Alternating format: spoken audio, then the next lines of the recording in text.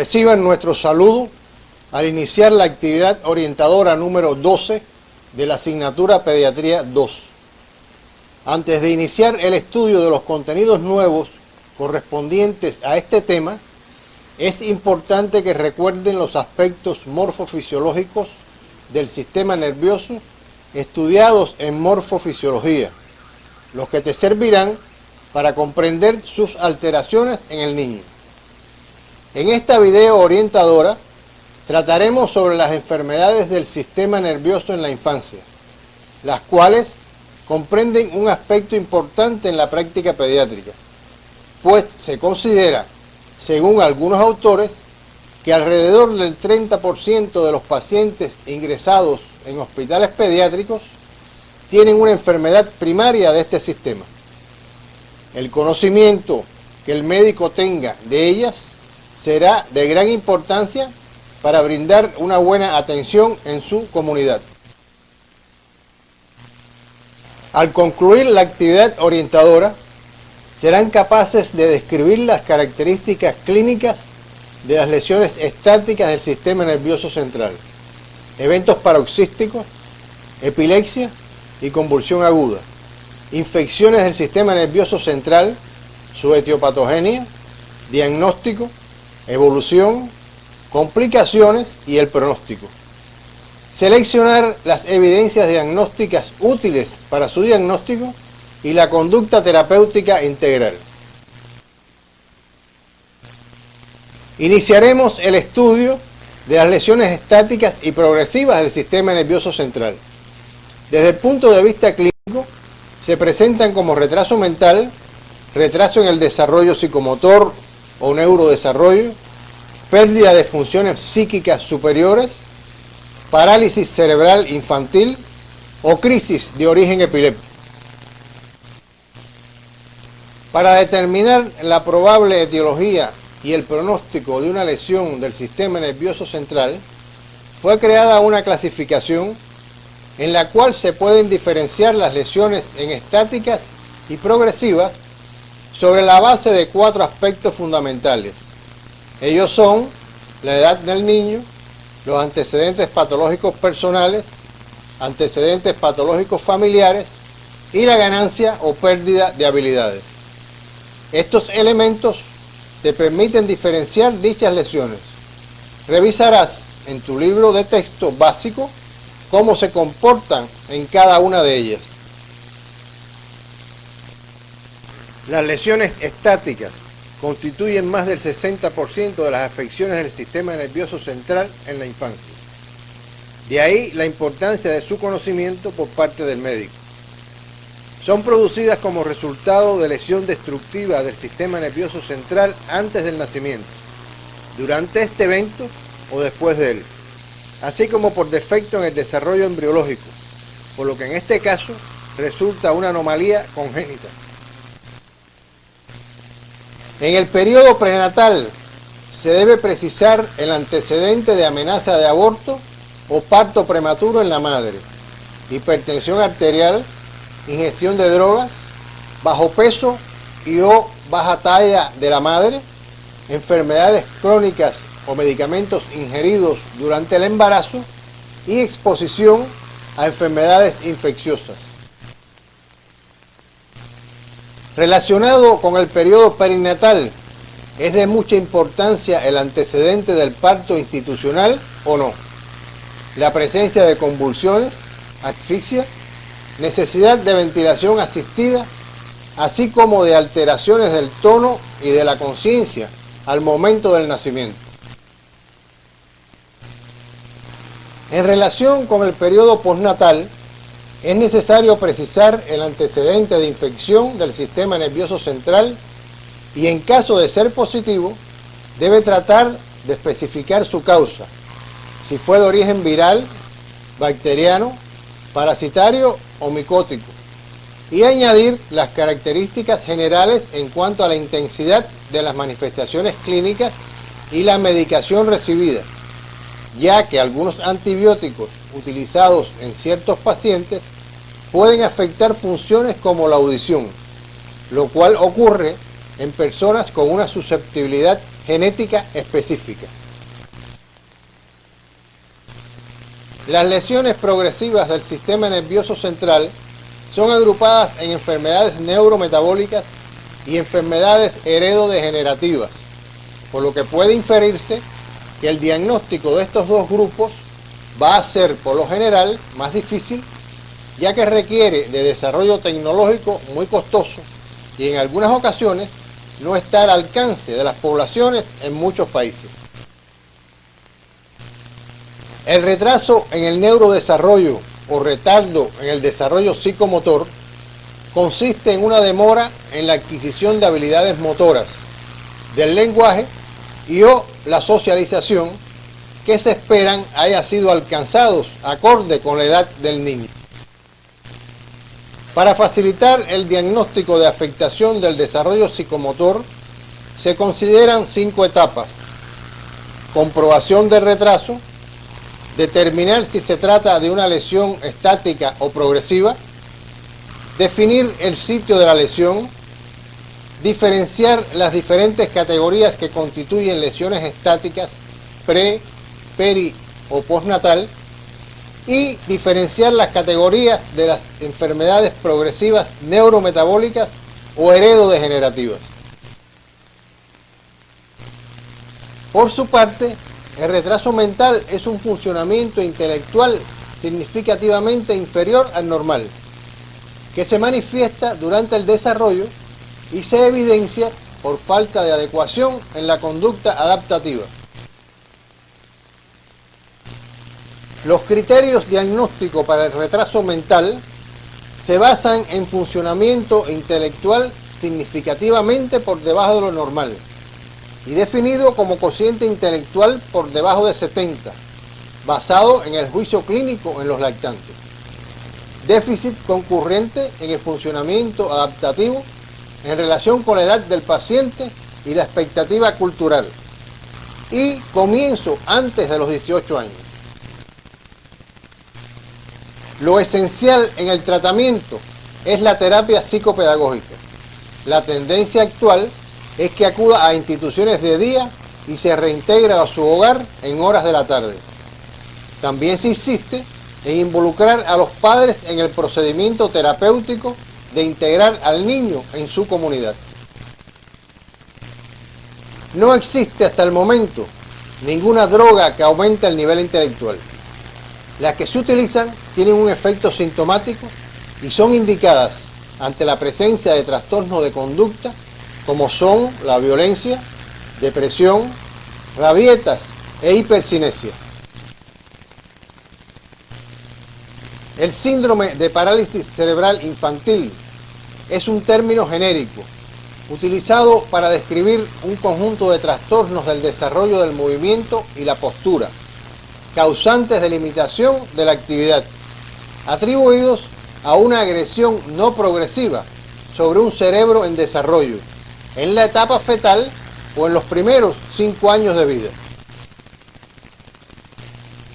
Este trastorno motor con frecuencia se acompaña de trastornos sensoriales, cognitivos, de la comunicación, perceptivo y o de la conducta o epilepsia. En función del trastorno predominante y de la extensión de la afectación, se clasifica en parálisis cerebral espástica, discinética, atáxica, hipotónica y mixta. Esta clasificación es de utilidad para la orientación del tipo de tratamiento, así como para determinar el pronóstico. Te sugerimos que profundices en las características fundamentales de cada uno. El diagnóstico es fundamentalmente clínico. Durante la lactancia, rara vez es posible diagnosticarla con certeza y muchas veces, solo a los 2 años de edad, puede establecerse con seguridad el síndrome específico. Vigilarás estrechamente a los niños con riesgo conocido, es decir, los que sufrieron traumatismos obstétricos, asfixia, ictericia o meningitis en el periodo neonatal, o tienen una historia de convulsiones, hipertonía, hipotonía o ausencia de reflejos. Tendrás presentes los signos cardinales de la exploración, sugestivos de parálisis cerebral. Ellos son el retraso motor, los patrones anormales de movimiento, la persistencia de los reflejos primarios y el tono muscular anormal. En la actualidad, la prueba más específica es la resonancia magnética. En el lactante se puede realizar inicialmente una ecografía transfontanelar. La tomografía axial computarizada puede emplearse si existe la sospecha de infección congénita para visualizar mejor las calcificaciones. Es fundamental la práctica de exploraciones orientadas a descartar trastornos sensoriales asociados. Para ello, indicarás revisión oftalmológica y estudio de la audición en todos los casos, así como radiografías en función de las deformidades ortopédicas. Es necesario un equipo multidisciplinario integrado por neuropediatra, fisioterapeuta, ortopédico, logopeda y psicólogo para la atención integral especializada, temprana e intensiva durante los primeros años de vida y un seguimiento posterior. El tratamiento es individualizado en función de la edad, afectación motriz, capacidades cognitivas y patología asociada, teniendo en cuenta el entorno familiar, social y escolar. Estudiaremos a continuación los eventos paroxísticos, los cuales pueden ser definidos como manifestaciones neurológicas de comienzo más o menos súbito y duración variable, por lo general algunos minutos, y que se presentan con síntomas inhabituales en el estado común del individuo, o sea, en personas consideradas neurológicamente normales o no. Se distinguen dos tipos de eventos paroxísticos, no epilépticos y epilépticos. En muchas oportunidades resulta difícil identificar el origen epiléptico o no de un evento paroxístico. No obstante, los mecanismos de producción son diferentes entre ambos. Los no epilépticos incluyen las crisis anóxicas, dentro de las que se encuentran los espasmos del sollozo y síncopes, crisis psíquicas como la rabieta y ataques de pánico, los trastornos paroxísticos del sueño como el sonambulismo y el terror nocturno, los trastornos motores episódicos como el tics y la tortícolis paroxística, entre otros.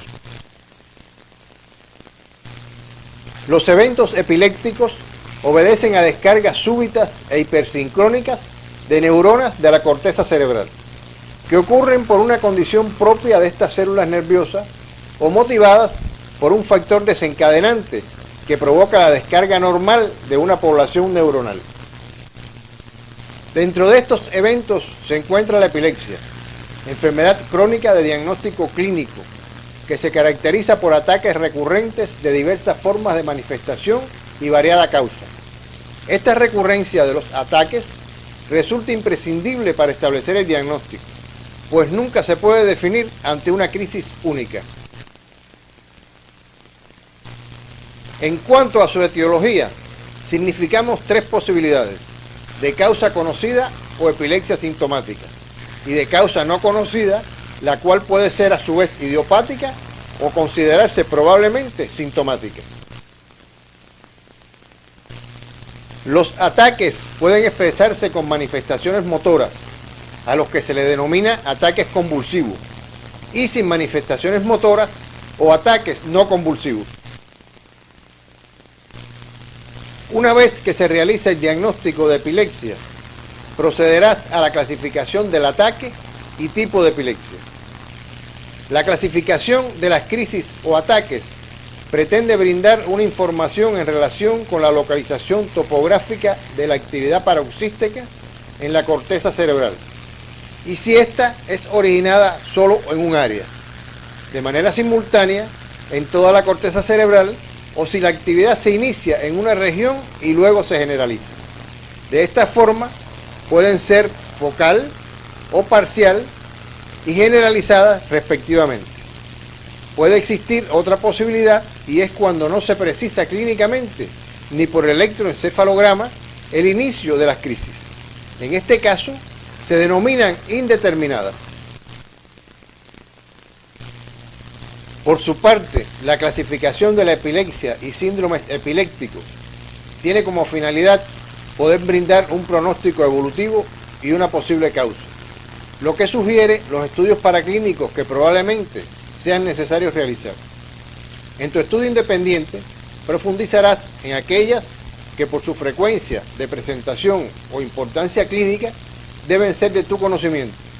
Sus características se detallan en la bibliografía básica. No existe ningún estudio de laboratorio para definir qué paciente es epiléptico o no. El diagnóstico de la epilepsia es clínico.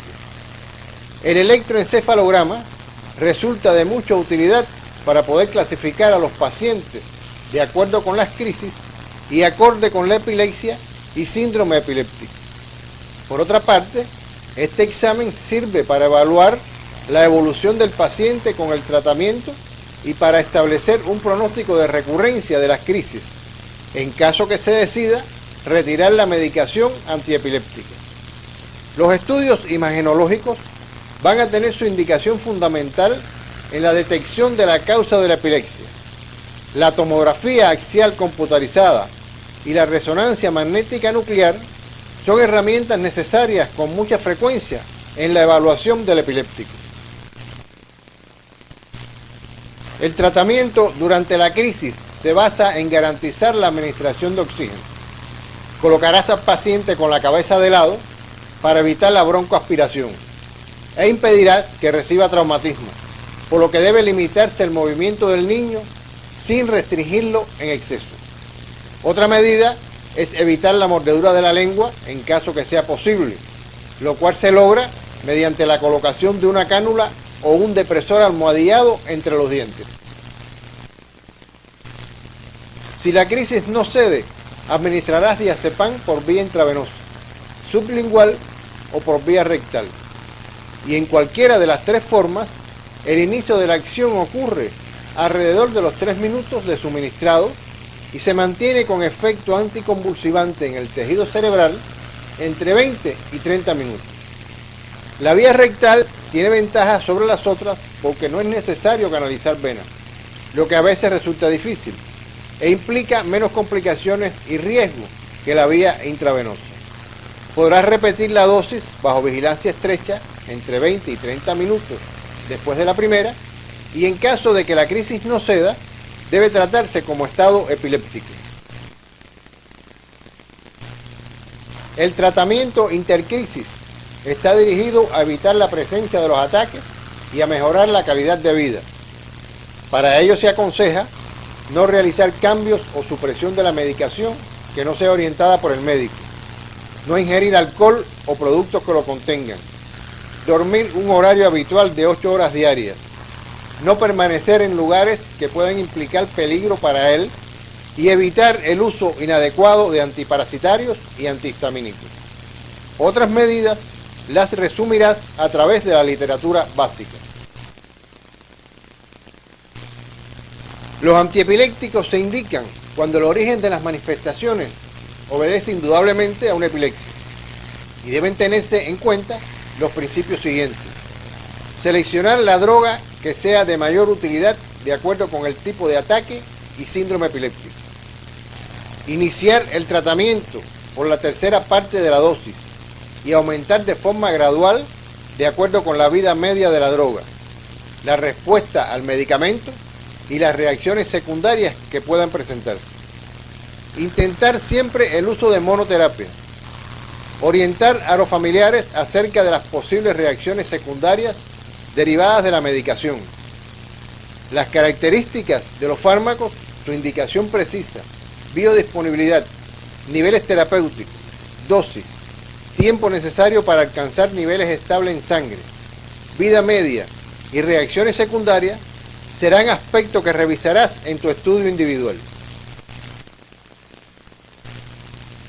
Continuaremos con el estudio de las crisis o ataques febriles, las cuales se definen como una convulsión aguda que ocurre en presencia de un aumento de la temperatura, en pacientes que nunca han tenido crisis sin fiebre y en aquellos que no presentan infección del sistema nervioso central. De manera habitual, ocurren entre los 3 meses de nacido y los 5 o 6 años de edad. La temperatura es mayor de 38 grados centígrados o existe un incremento brusco de la misma. Es una crisis motora generalizada, de breve duración, no mayor de 20 a 30 minutos, que no recurre en 24 horas. Se dividen en 2 grandes grupos en función de sus características clínicas, evolutivas y posibilidades terapéuticas. Ellas son convulsión febril simple, típica o benigna, y la convulsión febril compleja, atípica o complicada. Las características que las diferencian las encontrarás en el material complementario. Crisis febriles que aparecen en tu literatura complementaria. Su fisiopatología exacta no se conoce, pero se postula la asociación de varios factores como el aumento en la circulación de toxinas o los productos de reacción inmune, la invasión viral o bacteriana del sistema nervioso central, la posible existencia de un déficit de mielinización en un cerebro inmaduro, la inmadurez de los mecanismos de termorregulación a edades de la vida, el incremento de consumo de oxígeno en cualquier proceso febril o la existencia de una capacidad limitada para el aumento del metabolismo energético celular al elevarse la temperatura. El diagnóstico diferencial es importante realizarlo con los síncopes febriles, con las infecciones del sistema nervioso central, sobre todo en los niños con edades inferiores a los 18 meses, con la fiebre de etiología no muy clara, con el delirio febril, escalofríos o estremecimientos febriles. En estos procesos no hay pérdida de la conciencia. Debes diferenciarla también con la epilepsia mioclónica severa infantil, las encefalopatías agudas de origen no determinado y las intoxicaciones medicamentosas. En el momento de la crisis febril, se debe decidir la conducta que hay que seguir basado en el control de la crisis, la detección del aumento de la temperatura y el control de la fiebre. Finalmente, estudiaremos las meningoencefalitis bacterianas, la cual es un proceso inflamatorio de causa infecciosa que compromete el sistema nervioso central y sus envolturas. Los agentes etiológicos más frecuentes causantes de estas infecciones son el meningococo, el Haemophilus influenzae y el neumococo, los cuales llegan al sistema nervioso central por 4 vías: hematógena directa, vías de vecindad o contiguas y nerviosas. La vía hematógena es la más frecuente. Los niños pequeños, por lo general menores de 6 meses, manifiestan este cuadro sintomático distinto a los niños mayores. Son muy frecuentes en ellos la irritabilidad y la manera que ésta alterna con depresión neurológica, el rechazo a los alimentos y la presencia de vómitos no precedidos de náusea o en pistoletazo. En el examen físico se detecta el abombamiento de la fontanela anterior, signos de severidad sistémica como el shock, y los trastornos de la coagulación son vistos con frecuencia en estos lactantes pequeños. En los niños mayores es típica la presentación de cuadro febril con cefalea intensa, fotofobia y vómito. Al examen físico se detecta rigidez nucal y signos de irritación meningia, Kearney y Brusinski. También pueden existir signos de compromiso de estructuras encefálicas como el estupor, el coma y los trastornos en las esferas del lenguaje, de la afectividad y de la conducta. Las complicaciones pueden ser inmediatas, mediatas y tardías. Las complicaciones inmediatas se pueden manifestar por shock séptico, hipertensión endocraniana sobreaguda y el shock hiponatrémico por el déficit de secreción de hormona antidiurética. Estas se presentan por lo general en las primeras 48 o 72 horas de evolución de la enfermedad. Por tanto, deben ser tomadas en cuenta en la presentación inicial del enfermo. Las mediatas se presentan en la primera semana de evolución del enfermo o después de esta, y son el absceso cerebral, la colección subdural, la tromboflebitis de los senos venosos de la dura madre y la pioventriculitis. Todas son graves y, de no ser adecuadas y oportunamente tratadas, pueden causar la muerte del paciente o causarles graves y permanentes secuelas. Las tardías son las secuelas que deja la enfermedad y casi siempre están en relación con su gravedad. Las más frecuentes son epilepsia, parálisis cerebral infantil o limitaciones motoras, retraso mental, trastornos de los órganos de los sentidos, ceguera y sordera, trastornos de la conducta, diabetes insípida, hidrocefalia y, en los casos más graves, estados vegetativos persistentes. En cuanto a los exámenes complementarios, son de un valor imprescindible para el diagnóstico: el hemograma, el hemocultivo, la glicemia, el ionograma, el coagulograma mínimo y el estudio del líquido cefalorraquídeo. Este último mediante la punción lumbar, que está contraindicado en pacientes gravemente enfermos o portadores de hipertensión intracraneal. También resulta de mucho valor el fondo de ojo en busca de papiledema. Los elementos de valor en el estudio del líquido cefalorraquídeo son la turbidez, pleocitosis con predominio de polimorfos nucleares, aumento de las proteínas, tanto albúminas como globulinas, y niveles bajos de glucosa. El tratamiento específico está en relación con la edad del paciente y el agente causal. Así se utilizarán diferentes combinaciones terapéuticas según la edad. Te sugerimos que confecciones un resumen donde reflejes los posibles antibióticos a utilizar, así como la conducta a seguir frente a las complicaciones. Para ello, consulta la bibliografía básica y complementaria que se encuentra en el CD de la asignatura, lo que te preparará para el seminario que sobre este aspecto tienes esta semana. Para finalizar la actividad orientadora de hoy, arribamos a las siguientes conclusiones. El diagnóstico neurológico en pediatría depende de la evaluación de la historia de la enfermedad, de un detallado examen neurológico y de la utilización adecuada de procedimientos y exámenes complementarios. La sospecha y posterior confirmación diagnóstica de una enfermedad infecciosa del sistema nervioso central en la infancia dependen de la anamnesis, de un examen físico minucioso y de una acertada utilización de las evidencias analíticas disponibles. Hasta aquí hemos abordado los elementos básicos que le permitirán encaminar el estudio de las enfermedades del sistema nervioso de la edad pediátrica, con la cual concluye la asignatura Pediatría 2. En la próxima asignatura, Pediatría 3, continuaremos con el estudio de las diferentes enfermedades propias del niño por sistemas y aparatos que requieren hospitalización.